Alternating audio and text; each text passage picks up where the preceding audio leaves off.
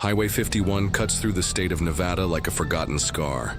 Few travel that route after midnight, and those who do rarely speak of it afterward. Daniel Crow, 38 years old, an engineer, was returning from a conference in Reno when he decided to take a shortcut through there. It was his last rational choice that night. The car's radio crackled with static, even in areas where the signal should have been strong. The sky was clear, but there was something strange about the darkness around him. Like the night itself was thicker, denser. As he passed the old concrete marker signaling the entrance to the abandoned stretch, the headlights seemed to struggle to illuminate the road, as if the road itself were swallowing the light. Daniel tried to fight off the fatigue with sips of reheated coffee and ambient music. But little by little, something stronger began to take over him, a growing sense that he was being watched.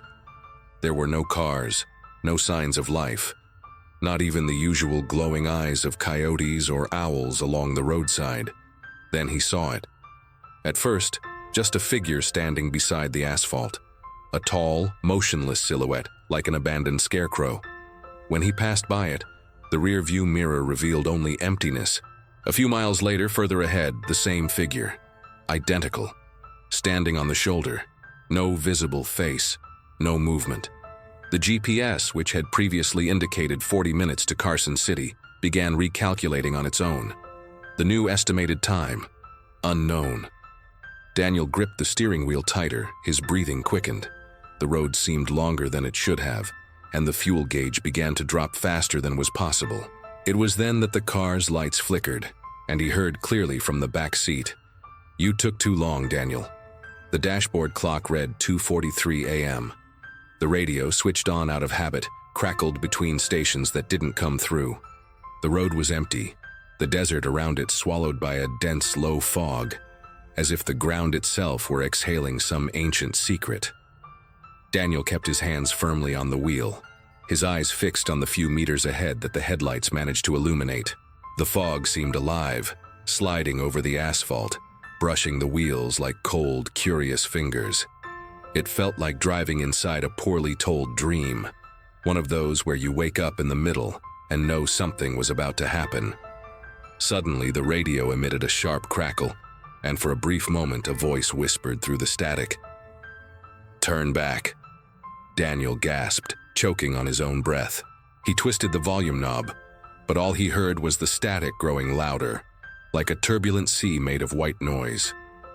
He looked around, but the road remained empty, still, like an old photograph. No cars coming, no cars going. Just him, the engine, and the crushing silence of nothingness. Further ahead, the silhouette of an abandoned gas station began to emerge, its signs hanging like broken bones, its windows covered in dust and neglect. But there was light. A single fluorescent bulb lit above pump number 3, flickering to the rhythm of a weak heart. Daniel slowed down, hesitating. He didn't need gas, but something made him want to stop, something beyond logic, as if the road were offering him a point of return, or a test. It was then that he saw it, through the rearview mirror. In the back seat, for a fraction of a second, a pale face, eyes black as pitch, staring at him with an unnatural calm. When he spun around suddenly, the seat was empty, but the radio whispered again. "There's still time, Daniel." Daniel wasn't the superstitious type. He worked with numbers, logic, systems. His life was a series of solved equations, precise calculations, decisions based on data. He didn't believe in luck, destiny, or anything that couldn't be proven in graphs or spreadsheets. But that night, his body began to feel things before his mind could comprehend them. A strange cold, dry, deep, that didn't come from the air conditioning. It was something more intimate, as if his very blood had started to freeze in his veins. His hair stood on end for no reason, and a chill ran down his spine with the delicacy of an ice blade. He adjusted the car's temperature, checked the dashboard. Everything seemed normal, but it wasn't. The sensation came again, stronger this time, as if something was there, nearby, watching. Not just looking from the outside, but as if it had passed through his skin and was now examining him from within. Thoughts that weren't his own began to surface in his mind. disconnected ideas, fleeting images of places he'd never seen, faces he didn't recognize. He tried to laugh. A short, nervous laugh. "It's just the sleep," he muttered to himself as if he could convince his own body. But his hand trembled slightly on the wheel. Outside, the fog seemed to dance, forming brief shapes, like shadows carved in vapor. He blinked several times, straining his vision. Nothing. Just the thick white swirling slowly, as if the road itself were breathing. Further ahead, a rusted sign appeared by the side of the road. The lettering was nearly illegible except for one word scrawled by hand in dark paint: "Stay." Daniel drove past without stopping, but not without noticing something in the rearview mirror. The sign now read, "Too late." When he saw the figure on the shoulder, he thought it was just an illusion caused by fatigue, misshapen reflection in his dry eyes, a random shadow molded by the fog and the headlights. But as he got closer, the silhouette began to take shape. And strangely, it didn't fade like a typical shadow. A man, or something like it, standing, staring at the road, too tall, too still. He wore something dark, perhaps a long coat or some kind of heavy cloak that moved slightly, even without wind. The face, if there was one, was hidden by the shadow of a hood, or by the fog itself, thick around the figure as if protecting it, or hiding it. Daniel slowed down without realizing. The car passed the figure slowly, and he couldn't help it. He glanced to the side. There were no eyes, but he felt the gaze, a weight, a silent pressure on his chest, as if something was trying to remind his body of a very old fear, almost forgotten. Once he passed, he looked in the rearview mirror. Nothing. The road was empty again, as if it had never been there. As if the road itself had closed the scene behind him, erasing the traces. But then, the radio crackled. A dead frequency, now alive. A low, whispered voice, like someone speaking right in his ear. "Turn back, Daniel." He accelerated, didn't respond, but he knew he wasn't alone on the road anymore. He knew it wasn't just fatigue anymore. He slowed down. His instinct told him to drive straight ahead, keep the car moving, not to look to the side, not to let himself enter that strange space. But curiosity, an unwanted force, pulled him closer. Something in the figure drew him in, like an invisible gravity he couldn't ignore. The headlights revealed more details. The creature's skin was grayish, almost without texture, as if it were made of stone or something even older. It wasn't human, nor animal. It was simply wrong. The ends of its arms and legs stretched in an uncomfortable way, as if the flesh didn't know where it ended, and the form began. But the most disturbing thing was its eyes. The eyes, they didn't reflect light. They absorbed it. The strong white light of the headlights seemed to extinguish when it touched those eyes. There was no shine, no life. There was only a deep emptiness, as if the very space around the creature was drained of everything visible. It was as if the gaze of that thing was an abyss that swallowed anything that dared to look back. Daniel blinked, trying to push the image away, but the eyes were still there, fixed, as if they were watching him, analyzing him with terrifying precision. His whole body trembled, and he felt an inexplicable cold spread through his neck and hands. The steering wheel was slippery with sweat. The creature didn't move, but Daniel knew that if he made one more move, something would happen. He pressed his foot on the accelerator, but before the car could gain speed, he heard a whisper. Not from the radio, not from the wind. "Run!" It was a low voice from someone who knew what was happening. Part of Daniel wanted to believe it was just his mind playing tricks, but the growing terror made him understand that night, there was no room for rationalizations anymore. He didn't look back again. He slammed the accelerator, the adrenaline making his heart beat faster than the engine. But deep down, he knew that wherever he went, the creature wasn't far. The eyes were still following him, and he no longer knew if he was running or simply delaying the inevitable encounter. The being slowly turned its head, following the car, and it smiled. It wasn't a human smile. It was too wide, as if the skin was being forced to follow a movement that shouldn't exist. The contours of the face stretched, deforming in an unnatural way, the corners of the mouth extending beyond what should have been possible. The smile seemed more like a scream than an expression, a forced opening in the flesh, as if the face were trying to detach from the skull. Daniel couldn't help it. His eyes fixed on it, even though he knew he should keep going, not look, ignore it. But the smile, the distortion seemed to pull him in, drawing his attention with an irresistible force, as if he were being hypnotized by his own fear. The being, still motionless, seemed to expand beyond the space, as if the very air around it became denser, thicker. The eyes, those empty eyes which swallowed the light, gleamed with a dark intensity, and something in the gaze suggested a deep knowledge, as if it knew exactly what Daniel was thinking, what he feared. The smile didn't fade. On the contrary, it seemed to stretch wider with each passing second.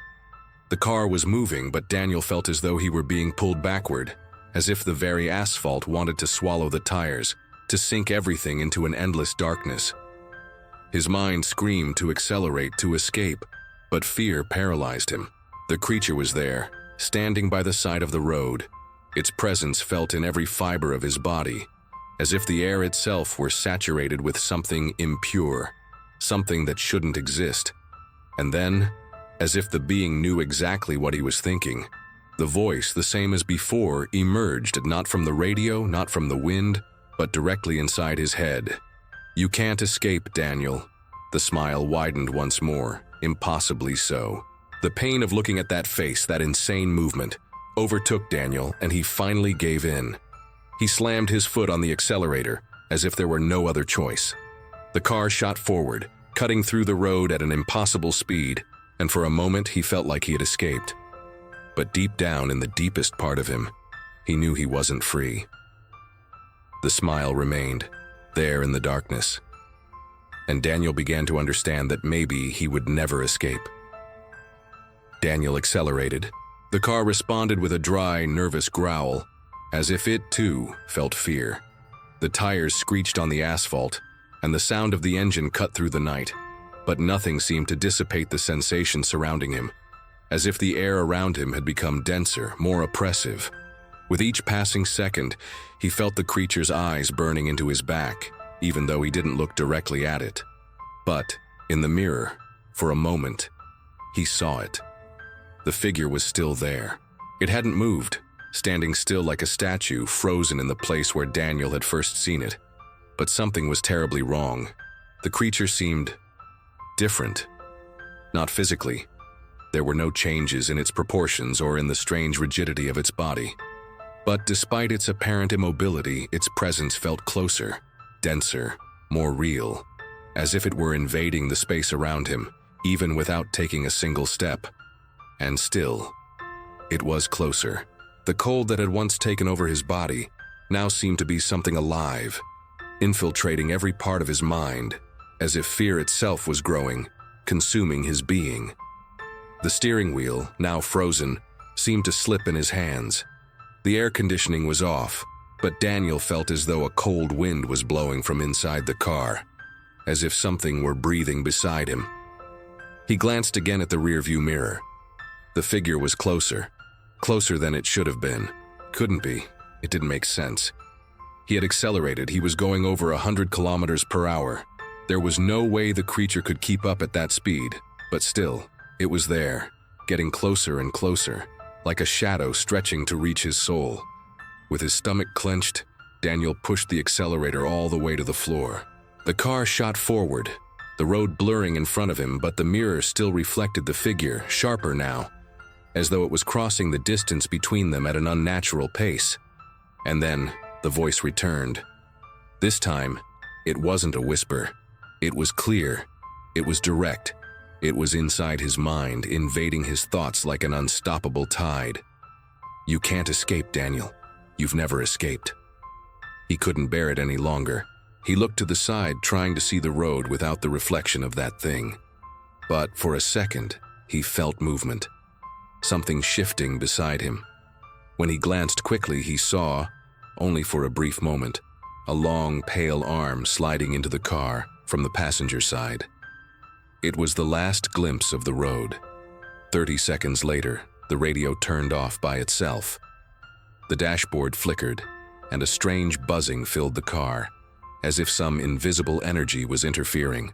The headlights failed for half a second, and that was enough. The moment the light returned, the road ahead was altered. Something had changed. There, in the middle of the road, something was crouched. It wasn't a shadow, nor a tree or a rock. It was a figure, but it didn't look human. It was like an animal ready to pounce, its legs bent unnaturally, the body tense, as if preparing for the final charge, the last part of a hunt. Daniel squinted, trying to process the sight. Whatever that was, it shouldn't have been there. The road was empty. There was no reason for such a presence. The vehicle, which had been running smoothly before, now seemed to hesitate, as if it shared the same apprehension as him. The figure remained still, the eyes glowed in the dark, 2 points of light standing out in the midst of the blackness. They didn't reflect the headlights like before. No, these eyes seemed to be burning the very night, consuming the light as it approached. Daniel's breath quickened. His mind wanted to believe he was seeing something impossible, an illusion, something created by fatigue, by the darkness, by fear. But his instinct told him otherwise. He knew that this thing was not part of the road. It was not part of the world he knew. Without thinking, he tried to swerve, throwing the steering wheel to the left. The car responded, but the feeling that the road was narrowing, closing in around him, intensified. The engine roared as he tried, futilely, to accelerate even more, but something seemed to pull the car back to that point. The space, the time, everything seemed distorted there. He wasn't in control. The being in the middle of the road moved, quickly and fluidly, with the agility of something that didn't belong to the logic of human bodies. It rose to a vertical position impossibly fast, and before Daniel could do anything, the creature's eyes fixed on him, and a sense of foreboding, of something irreversible, spread throughout his body. The headlights began to flicker again. The figure approached with a movement that shouldn't have been possible, its presence making the air denser, more unbearable. And with the light fading one last time, Daniel felt the entire world contract around him. The last breath of light, the creature was beside the car, so close he could feel the heat emanating from its skin, or whatever grotesque substance covered it. And before the dashboard shut off completely, he heard one final thing. "Now you understand." Daniel instinctively turned the steering wheel. The car veered off the road, skidding on the sand, hitting a small embankment. Nothing serious, but the engine died. The sound of the impact was muffled by the dense fog, and the noise of the air cutting through at high speed, but it soon dissolved into silence. And then came the silence. Absolute. The car was still, the engine off, and the only thing he could hear was his own heart pounding in his chest. The air was cold, almost freezing, and the feeling of being trapped in that place, with no way out, no help, was overwhelming. Daniel tried to start the car again, turning the key, but the engine didn't respond. Nothing, just the echo of his breathing and the sound of the fog, thin as a curtain, tapping on the windows. He looked outside. The weak headlight illuminated only a wall of fog, distorting everything around him, as if the road was a road that didn't exist, a path dissolving into darkness. He didn't know where he was anymore, didn't know where he was going. He didn't know what was behind him or ahead. Nothing seemed real. But the feeling was palpable. There was something there, something moving in the darkness. He felt it before he heard it, a presence, something very close. And then, a sound broke the silence, footsteps, slow and heavy, dragging through the sand as if something were walking carefully, testing the ground. Daniel didn't dare look, but he knew he wasn't alone. Not anymore. The car's headlight flickered, almost going out, before shining with more intensity. He looked in the rearview mirror, and for a moment he saw it. The figure, no longer in the distance, but now so close he could swear he felt its breath touching the glass. The same creature, the same distorted and almost human silhouette, with opaque eyes, burning with their own light, absorbing all the light from the car. The voice returned, clearer, stronger, direct in his mind. "You can't escape, Daniel. You never could." The car was off, but Daniel couldn't move. His body was paralyzed, his hands still on the steering wheel, his eyes fixed ahead, trying to process the impossible. He wanted to scream, but his throat was dry, the fear tightening his stomach like an invisible hand. The creature, still standing, seemed to absorb his fear as if feeding on his helplessness. The silence returned, now heavier, more oppressive. But deep down, Daniel knew he wasn't alone. He knew that silence was only a pause, a suspension of what was to come. He was being watched, studied, as if he were a piece in a game he didn't understand. And then a shadow moved in the corner of his vision. It was too late to escape. He tried to start the car. Once, twice, 3 times. Nothing. The dashboard seemed dead, not a light on, no sign of life whatsoever. Only the sound of his own breath filled the cabin, heavy and irregular, as if his body were trying to convince itself that it was still in control. But it wasn't. Nothing was. He looked desperately at the road ahead, but the thick fog swallowed everything. There was nothing left but emptiness. The feeling of being isolated, trapped in a place where time seemed to have stopped, dragged on with every passing second. And then, footsteps. Slow, dragging as if something was walking without hurry, studying the ground, knowing it in some way Daniel couldn't comprehend. The footsteps were coming from behind. They weren't his. They weren't natural. He froze. The tension in his body grew, muscles stiff, as if the slightest movement could draw the creature closer. The footsteps grew louder, heavier, almost as if the ground was being pressed down with excessive force with each step. Daniel didn't dare look back. Fear paralyzed him, but a part of his mind, still rational, knew he couldn't stay there. He couldn't wait to see what was coming toward him. The sound of the footsteps drew closer and closer. Each step seemed louder, nearer. The car's cabin was small, stifling, the fog now creeping through the cracks in the windows. He could smell damp earth, something putrid, and the air was growing harder to breathe. Suddenly the sound stopped. The silence returned, but it was no longer the same. It was a loaded, tense pause, as if the night itself were holding its breath, waiting. Daniel could feel his heartbeat, as if it were echoing inside his head. The weight in the air was palpable, and then, without warning, something touched the window. Slowly, with a muffled sound, as if something large was gently sliding against the glass, searching for the best way in. He couldn't hold on any longer. His hand reached for the door handle, but the sensation of being watched, of being surrounded, stopped him from acting. He glanced quickly at the rearview mirror, and then he saw it. Not the reflection of his own face, but the eyes. The creature's eyes. Fixed, enormous, without pupils, like black holes that swallowed the light. And with a whisper that seemed to come from inside his own mind, the voice returned. "You're not going to escape, Daniel. We're already inside." He didn't look. He kept his eyes fixed on the steering wheel, his chest rising and falling with heavy breaths, trying not to make a sound, not to draw attention. Every movement, every small noise seemed amplified in those circumstances. Fear made his mind unfold into 1,000 impossible scenarios, while his body remained frozen, trapped in that cabin, in that isolated, inescapable place. And then, the passenger side window began to fog up. At first it was a thin layer, almost imperceptible, but soon the fog spread, covering the entire surface of the glass, as if something was outside, breathing, with a heavy, irregular breath. The pattern of condensation wasn't random. The shapes seemed to follow the rhythm of slow breathing, as if something was drawing closer, observing, feeling the warm air from the car mixing with the cold of the night.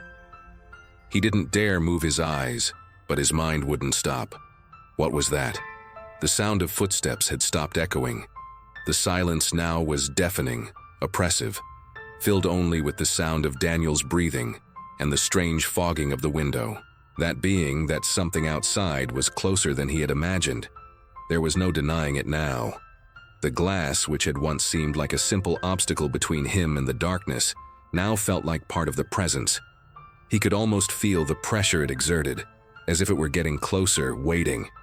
The condensation on the glass now formed grotesque patterns, like sliding fingers, touching the surface with a disconcerting slowness. Each mark seemed to be drawn without haste, but with precision, as if it knew exactly what it was doing, as if it were there with a purpose, waiting for the right moment to act. The air inside the car grew even thicker. The smell of damp earth, of something decaying, intensified, invading his nostrils and suffocating his lungs. Daniel tried to swallow, but his throat was dry, terror paralyzing him. He didn't know what to do. Escape? But where? The road offered no more exits. He was trapped there, in the dark, with that thing closing in. He could no longer deny what was happening. The icy fingers on the glass intensified, and for a moment, the fogging took on a clearer form. A face, or something that looked like a face. A grotesque, distorted outline with the eyes. Those same opaque, deep eyes, fixed, as if it were trying to communicate with him in a way his mind couldn't understand. The breath on the glass grew heavier, closer, and then before he could stop it, the window vibrated. A small crack from outside. Daniel could no longer hold back. A hoarse scream, trapped in his throat, escaped involuntarily. He closed his eyes, praying it was just a nightmare, something he could wake from and forget. But the passenger side window shattered, slowly, as if something was infiltrating, forcing its way inside. And the silence, that absolute silence, was broken by a single word, whispered directly into his mind. Now, and then 3 dry knocks, like the tapping of fingers. The sound echoed inside the car, resonating through the small cabin, making Daniel's ears ring. Each knock seemed to reverberate in his chest, as if his heart was beating in the same rhythm, accelerated, frantic. He froze, his eyes still fixed on the steering wheel, trying not to make a single movement, as if his very breath might draw the creature further into the car. A pause. The silence that followed was worse than any sound. The air grew heavy, immensely dense, and Daniel felt as though he could no longer breathe properly. Everything was dark, not just outside, but within him as well. He didn't know what was happening. He couldn't distinguish what was real anymore. And then, 3 more knocks. On the other side now. The sound was sharp, louder, closer. The glass that separated Daniel from whatever was out there seemed to have been tested, measured, as if the thing was calculating the distance, assessing the right moment to invade. The vibration of the knocks seemed to seep through the structure of the car, making the windows quiver. And that sensation, that presence on the other side, grew with every second, more tangible, more threatening. Daniel didn't know what to do. His body was completely tense, paralyzed. Every part of his being screamed to act, to flee, but his muscles didn't respond. He couldn't run, he couldn't move. All he could do was wait, listen. And what he heard now were those knocks, repeated, like a macabre rhythm. One last knock, a stronger, more imposing one, that seemed to come from the roof of the car, pressing down on it with almost physical pressure, as if something much larger were there, crouching, waiting. And then, the passenger side window began to vibrate. Not just the sound, but a strange sensation, as if the glass was being pushed from the outside, beginning to give way slowly, as if something was forcing its way in, asking for permission or demanding it. Daniel could no longer control the terror. The urge to look to see what was out there was suffocating. But he knew that if he looked, he would lose any chance of maintaining whatever was left of his sanity. The sound of the knocks continued, now softer, almost as if the creature was waiting. Each strike seemed less physical and more mental, a growing pressure that made him feel its presence in every fiber of his body. And then, as if the very night itself were coming to life, the voice returned. It was no longer a whisper. It was a statement. "Now, you will open the door, Daniel." Fear, helplessness, the feeling of being completely at the mercy of the unknown. Everything mixed in his stomach like a tight knot. He didn't know how much longer he could resist, but deep down, He knew the moment had come. Daniel screamed, a guttural sound that came uncontrollably, something between anger and sheer terror. He grabbed his phone with trembling hands, pressing the buttons hard, as if the simple act of calling someone could pull him back into the real world, where the laws of logic still applied, where he wasn't at the mercy of something unknown and monstrous. But the phone was useless. He looked at the screen. No signal. He tried dialing 911, typing frantically, as if the words could somehow push that thing out of his life. But the screen remained black. Nothing. No warning. No sign of life. The battery was completely dead, as if the phone itself had been drained of energy, as if everything around him was being sucked into an endless void. Hopelessness took over his body, crushing him more than any vision, more than any presence. He slumped against the seat, his hand still gripping the phone as if that could change anything. He looked out the window, at the empty road, at the impenetrable fog. There was no one else. There was nothing else. He was alone. But at the same time, he wasn't. Something was there. Something he couldn't see, but felt in every fiber of his being. He started to cry. He didn't know why. There was no pain. There was no physical reason for the tears. Nothing that could be explained by logic. But it was a deep, primal cry, as if his soul were tearing under the weight of a terror that went beyond comprehension. It wasn't a fear that came from the mind. It wasn't a rational response to danger. It was something that came from the bones, something rooted in the flesh, the blood, the essence of being. It was an ancient fear, one that existed before him, before any human being, before any story written or spoken. A fear he could not control. It wasn't an emotion. It was a force, a living presence that passed through him, that crawled through his veins, making him understand, in a visceral way, that he was no longer the hunter, but the prey. The sound of the knocks returned, but now, they were no longer from outside. They were inside his head, pulsing with the same intensity. The knocks he heard were now the sound of fear itself becoming reality, spreading in his brain, in his bones. Something was approaching, something that had already touched him, already marked him, and he had no way to escape anymore. The voice returned, but it was no longer a whisper. It was no longer an order. Now, it was an irrefutable truth, a certainty that Daniel felt physically, as if he were being compressed by an invisible force, something greater than him. "You're already here, Daniel. You're already with me." He didn't know what to do anymore. Tears streamed endlessly as he sank into panic, into despair, into the feeling that there was no more room to breathe. He was trapped, in that car, in that place. And he knew with painful clarity that there was no way out anymore. When he finally gathered the courage to look around, he saw nothing. The road was empty, the car silent. The only sound that filled the space was the echo of his own breathing, still heavy, still broken, as if he had run for miles and was now trapped in a nightmare of exhaustion and panic. The fog, thick and cold, still crawled across the road, but now it seemed more distant, less threatening. He looked out the driver's side window. Nothing, just the desert, silent and inhospitable, stretching for miles in every direction. But no matter how much he looked, he couldn't understand what had happened. What had brought him here?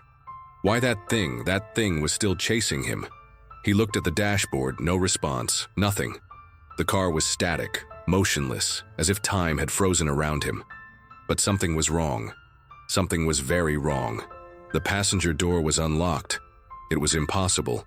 He was sure he had locked it. He always locked it. It was an automatic reflex, a routine his body performed without thinking. But now, the door was open, ajar, as if someone or something had been there, as if it had been invited in. Daniel's heart raced again, a cold shiver running up his spine. He looked at the passenger seat, trying to perceive something, anything, but it was empty. The headlights revealed nothing more than a flat, immaculate surface. No marks, no signs of any presence. The door was open, yes, but there was no one there, not now. Fear spread through his body like an electric current. Something inside him screamed for him to close the door, to lock everything, to throw the car into gear and escape. Any direction, anywhere, away from that emptiness. But his mind couldn't form a plan of action. He was paralyzed, his eyes fixed on the open door as if waiting for the door itself, that small, insignificant detail, to be the gateway to a new nightmare. The wind outside the car blew harder, making the door swing slightly, but not closing it. It was an invitation, a call for him to look again, to approach. Something was waiting. He swallowed hard, forcing his mind to clear. With monumental effort, Daniel stretched out his hand, his body trembling. The fear was so intense he almost felt a physical pressure on his shoulders, an invisible force pulling him away from whatever remained of his sanity. But he couldn't just stay there, waiting, giving in to the fear. He couldn't. With a courage that seemed to come from a distant place, he stood up. He opened the car door and took the first step out, his feet heavy, the sensation that the ground beneath him wasn't solid. Every movement was calculated, but at the same time, automatic, as if guided by something beyond his understanding. But there was no more sound. No footsteps, no breathing, no knocks on the glass. Only the wind and the echo of silence, now deeper, more absolute. He turned, looking back at the passenger seat, trying to make sense of it all. But the only thing he could see was his own reflection, fragile and small, in front of an endless road, in a desert where there were no answers. And that was when he realized he was not alone. The car door slammed shut behind him with a snap. He started the engine for the fourth time, and this time, it worked. The sound of the engine turning on was a relief, a grunt of life amidst the heavy silence surrounding him. The headlights came on, illuminating the road ahead with a cold, distant light that barely cut through the thick fog. But at that moment, it felt like a miracle. As if the headlights were the only thing still connecting him to the real world, to rationality, to safety. He floored the gas pedal like a madman. The wheels spun in the sand, the car's rear skidded, but he didn't care. He didn't stop to think. He just wanted to get out of there, away from that place, away from the fear that had consumed him. He didn't want to look back anymore. He didn't want to see anything that could be another clue that it was still there. Watching, waiting. The car roared toward the empty road, the lights cutting through the darkness, but the fear remained, relentless. He pressed down hard on the accelerator, as if speed were the only way to escape the feeling that something was chasing him. The sound of the engine, once comforting, now sounded like a nervous beat, a drum thumping in his chest, speeding up along with his heart. The signs, the signals, anything made by human hands.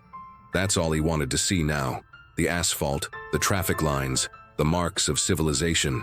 Something that would remind him there was an end, that there was control, that he was no longer at the mercy of what was chasing him. But the road seemed endless. The fog was thick, swallowing everything ahead of him. He passed one intersection, then another, and another. But the signs, the signals, nothing. Just more road, more emptiness. As if the world around him had dissolved, as if he were driving through an endless tunnel, with no end in sight. Panic began to mix with exhaustion, and the car felt heavier and heavier, as if it were being pulled back into the dark. He gritted his teeth, focusing on the sound of the engine, on the grip of the wheel, trying not to succumb to the fear that burned his skin. He needed to see the next sign. He needed to see something human, something that would tell him he was still in a world that made sense. But the road provided no answers, no lights in the distance, no signs of life, just the roar of the engine, like a broken promise of escape. Then, out of the corner of his eye, a shadow moved, quickly, impossible to define, but real. He saw it, even if for just a second, even if it was an illusion of his mind. But the feeling in his stomach was unmistakable.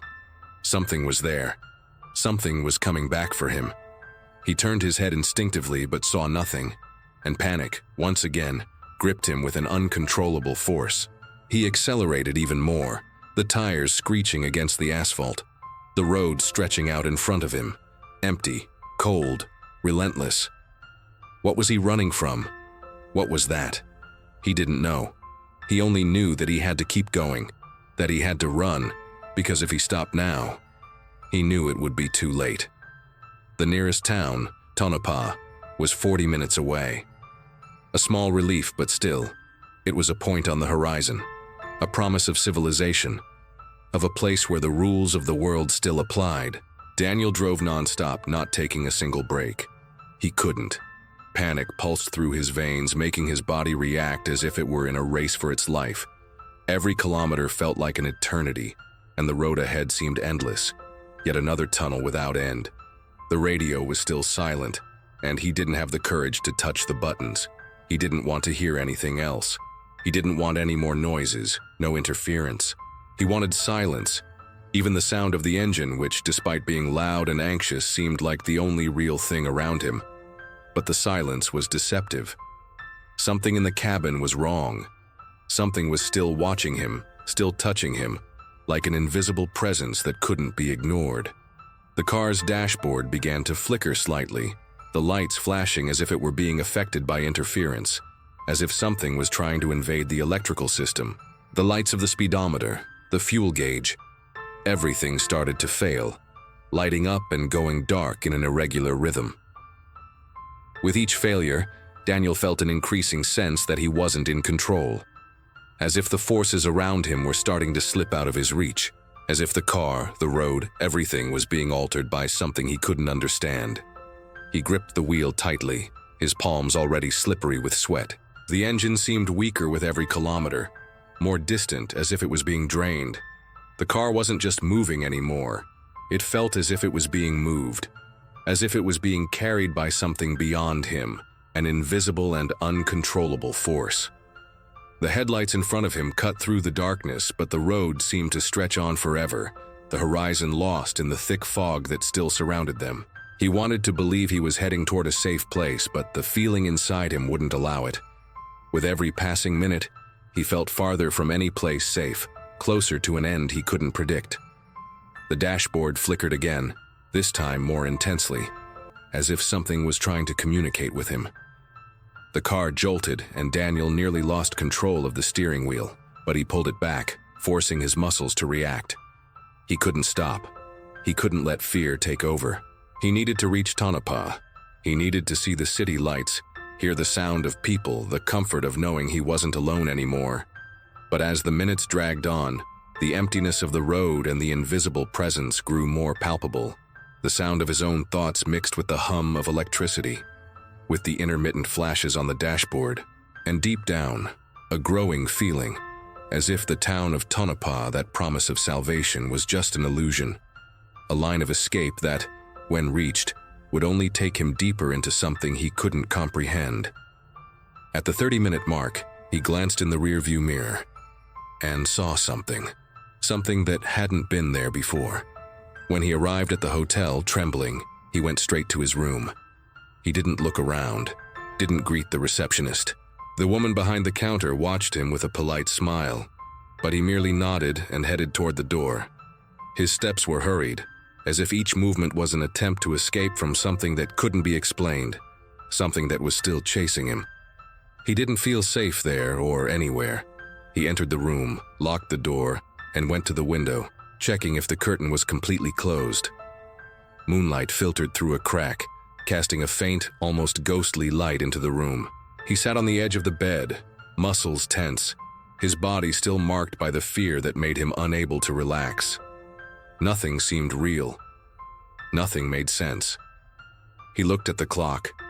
It was past 3 in the morning. What he had experienced in the last few hours, what had happened on the road, it was beyond what could be rationalized. He tried to remember, but the images blurred in his mind, like a nightmare that fades upon waking but still leaves echoes.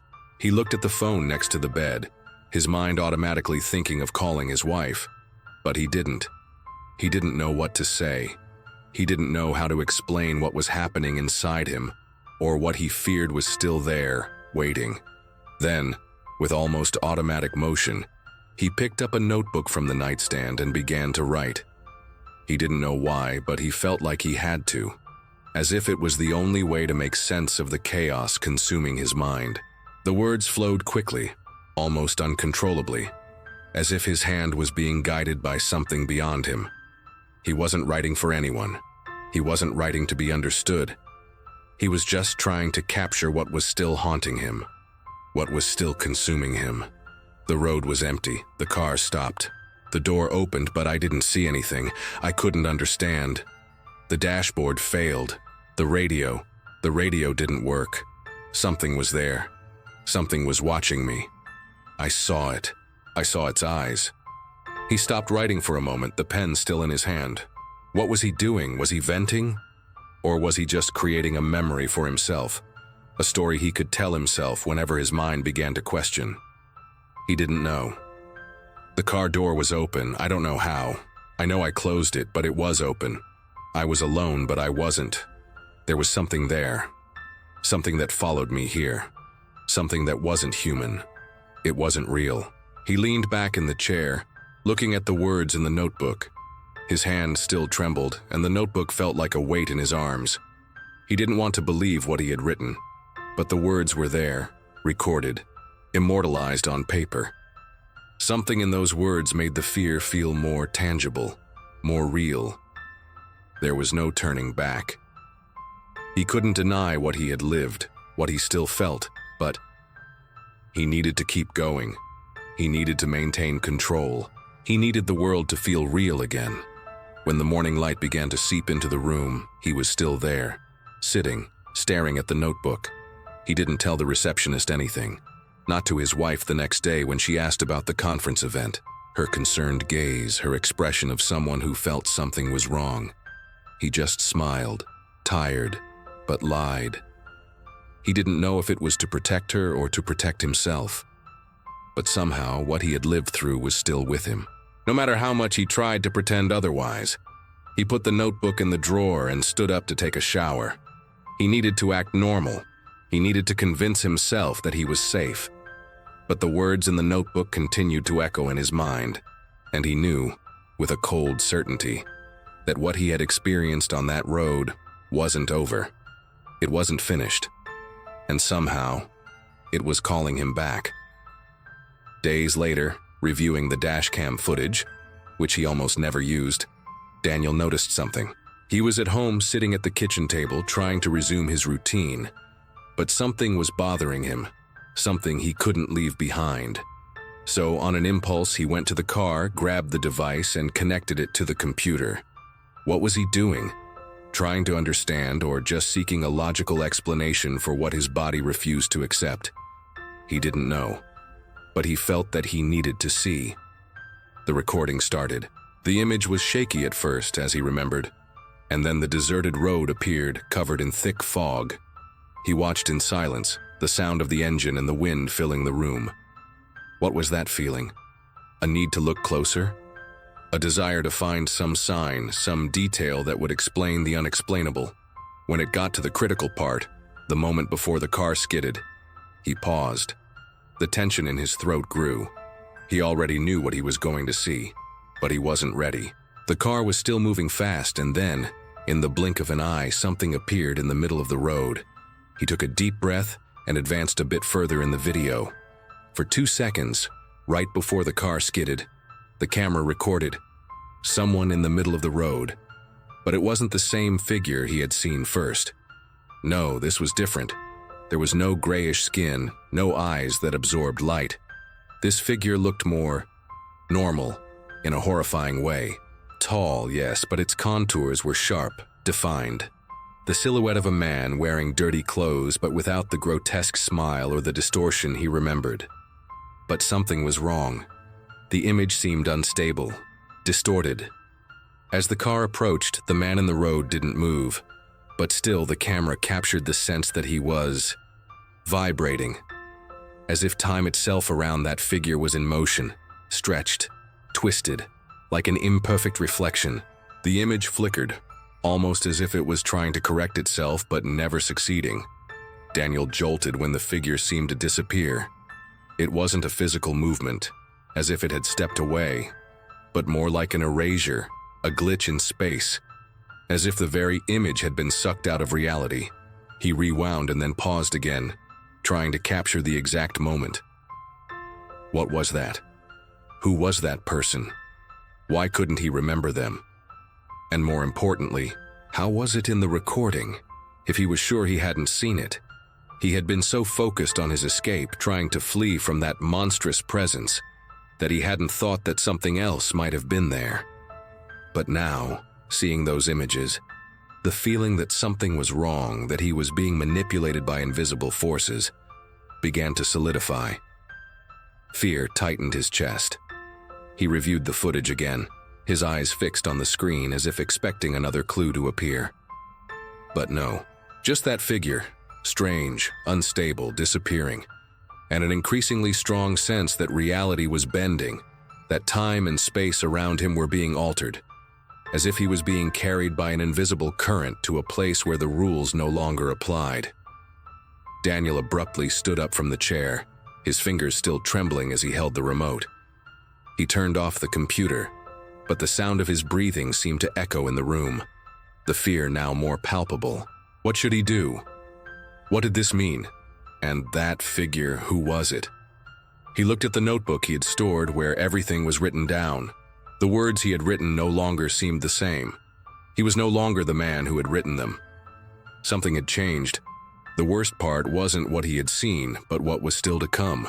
Because looking at those images, Daniel knew that it wasn't over. Whatever it was, the presence that had followed him, it hadn't finished with him. And he didn't know if a simple notebook or a dashcam recording would be enough to protect him. It was another one. The same height, the same face, the same smile. But now it was in front of the car, as if it had been waiting for him. Daniel shuddered. The hair on the back of his neck stood up and a cold chill ran down his spine. He couldn't believe what he was seeing. It was impossible. He had passed that stretch of the road moments earlier and there had been no one. But now, in the recording, he saw that man again. Only this time, he was in front of the car, right in its path, as if he had appeared out of nowhere. The face, unmistakable, seemed so familiar, but in a way that Daniel couldn't comprehend. It wasn't a coincidence, it couldn't be. That figure with the wide, distorted smile was now clearer than before, closer, more real.